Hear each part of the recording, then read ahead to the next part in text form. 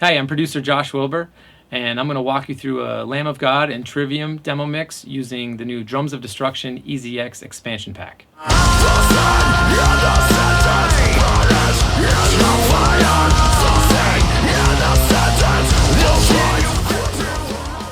Alright, we're listening to Trivium's The Sin and the Sentence. And we're going to go through the process that I took to replace the drums with the tune track Drums of Destruction. And so basically the first thing I did to get rolling is this is the final MIDI that I've created, but I'm going to take you through the process that I did on this other MIDI track here. Basically, we opened up our tune tracks Drums of Destruction, and I'm playing them through Superior Drummer. And go to my tracker here. And here I can convert the original drum tracks, the audio, into MIDI. So I pick my source, the Sin. All right, I choose my audio file. I've chosen the kick drum. It immediately imports it. Adjust it here. Make sure it's catching all the snare drums. All the kick drums. 50% seems to be good. And I'm going to scroll through and kind of make sure that I didn't miss any hits. It all looks like it caught all of my kick drums. And then went through this process with each instrument, adding a track, grabbing the snare drum. Use that. Snare drum analyzes. Same thing. Adjust the thresholds and the trigger. Looks like I'll do a quick scroll through, make sure I didn't miss any rolls or anything. Find a good roll to look at. There's one right there. All looks pretty good. Basically, you can go through this. I went through it with I had individually mic'd splash tracks on this and was able to go through, and you need a little finesse at the end, but I was able to change all these, and you can have it trigger whatever instrument you want it to trigger. And then go to export. And here it shows me my MIDI. You can actually just drag it right in.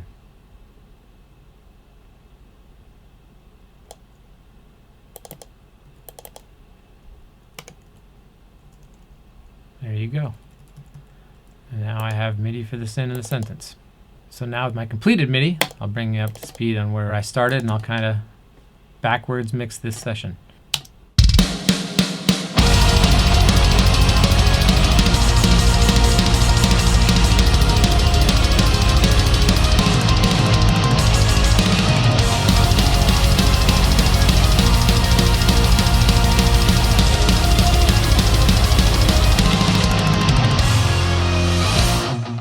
Alright, so let's start with the individual tracks, and I'll show you how I kind of got to where I'm at with it. A lot of times on the kick drums, especially when you're using even multi-samples or a live drummer, sometimes I'll do with a live kick drum, which these samples are, I'll do a multi-band compressor on the top end just to even it out, which even though these are triggered, they still have human fluctuations.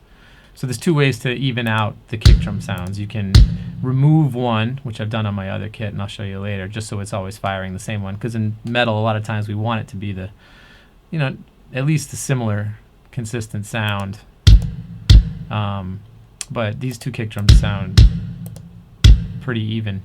So we're using both on this particular kit.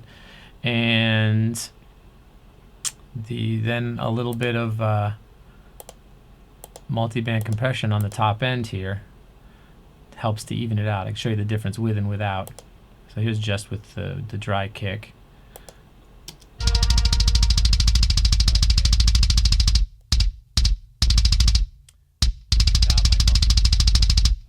That's with my multi-band. Here's without my multi-band.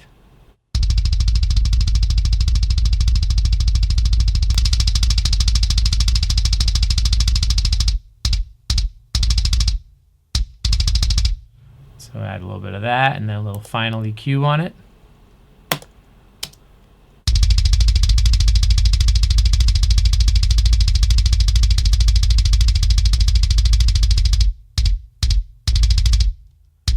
Sounds pretty brutal, which is basically what we're going for. And then the snare, let's take off all this stuff. Kind of listen through it.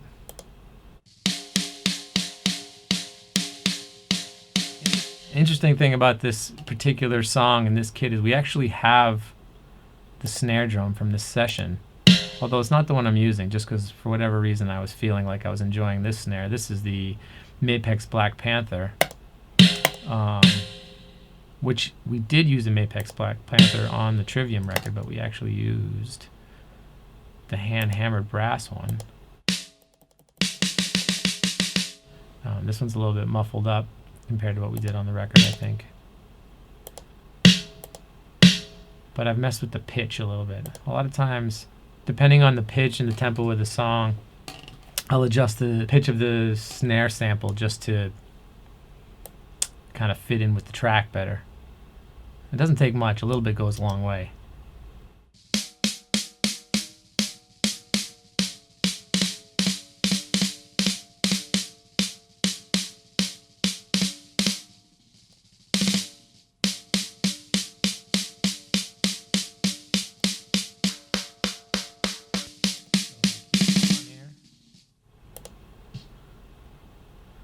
Compression.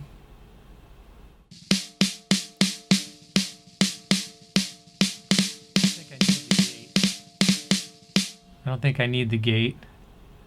A little bit of the transient designer in here as well. Let's see what that does.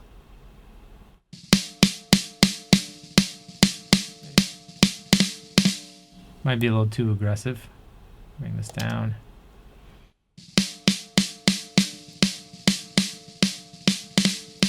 And then always I'm a big fan of the tape sims nowadays.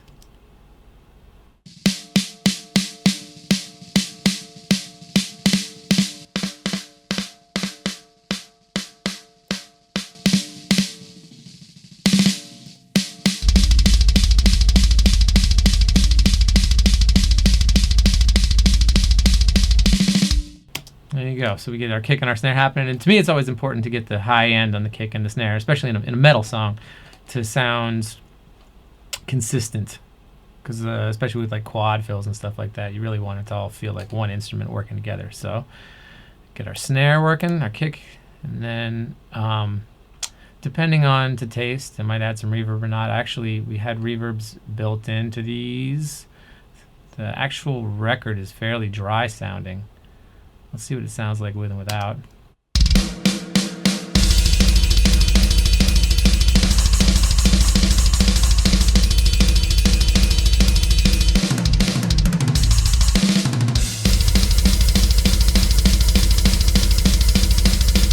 Probably a little less of that is more appropriate for the type of, or at least in this particular instance where we're kind of chasing a record that's already mixed a little bit.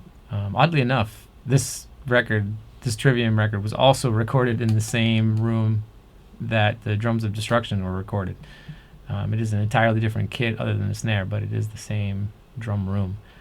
So one of the unique things about this particular sample pack is the room that we recorded in, Hybrid Studios, has a very neutral sounding drum room. The room itself, it's ambient, but it's not a wet ambience. So a lot of times when I record in this particular room and with the Drums of Destruction, I'll add a reverb onto the overheads or the room mics just to taste, which is one of the things I actually like about the room, is I can kind of control how big or how little I want it to sound. So I can play it to the overheads.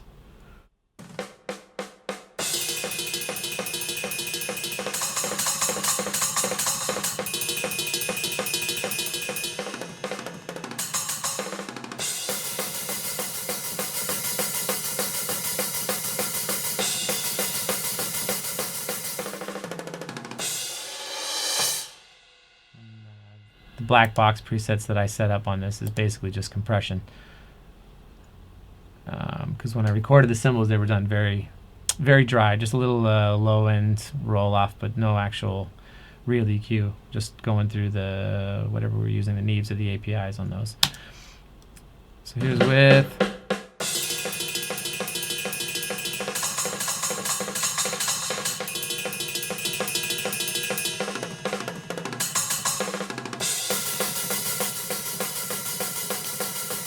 to me, the overheads, I'm very close mic'd on these cymbals, so this actually gives me a little space around them just by adding just a hint of this. You can see there's like 26% of this really short reverb time, just to kind of set it aside. And then a little bit of the tape saturation. Actually, it looks like I'm using a lot. Sometimes I'll use that instead of compression. I guess it's basically the same thing, or a version of the same thing. And the room mics here. Let's see, we're not doing really anything fancy to those. A little minimal EQ on the ambience.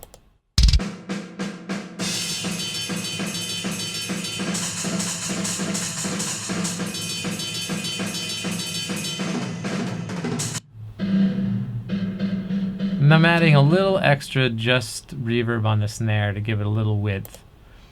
And then this long reverb here is basically the main jam. Like how much of that I want or not will basically determine the kind of size and depth of the room that I'm in.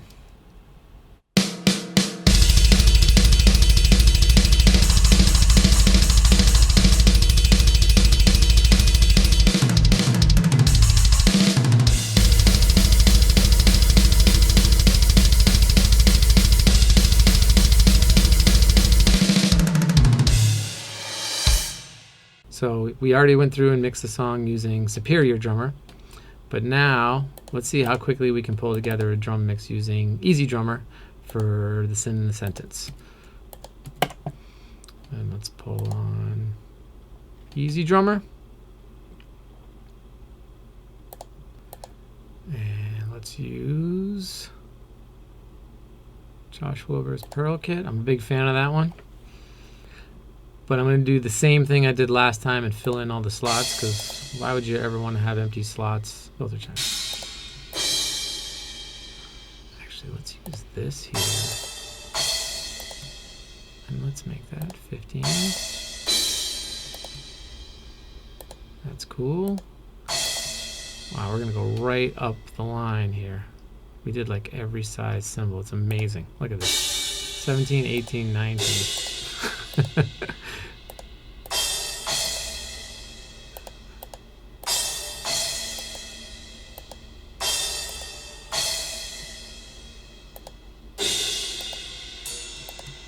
Let's keep with, I like that ride. Let's roll it. Yeah, let's keep it that ride. Let's go to the 18-inch China. And might as well fill this with the, what's this called? What is this called? This is the filter China. All right. So now we got the Pearl kick. No, let's use the Master Studio. It's my favorite kick on this session. Maybe this is my favorite one because I actually own it. It's my actual personal drum kit that I've had since high school.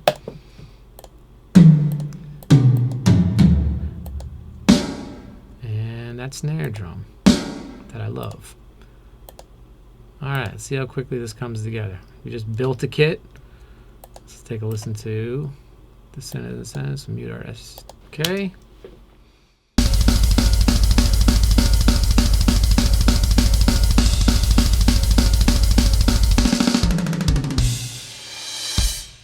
I'm not gonna lie, that sounds pretty good to me right out of the gate. Let's see what it sounds like in the track.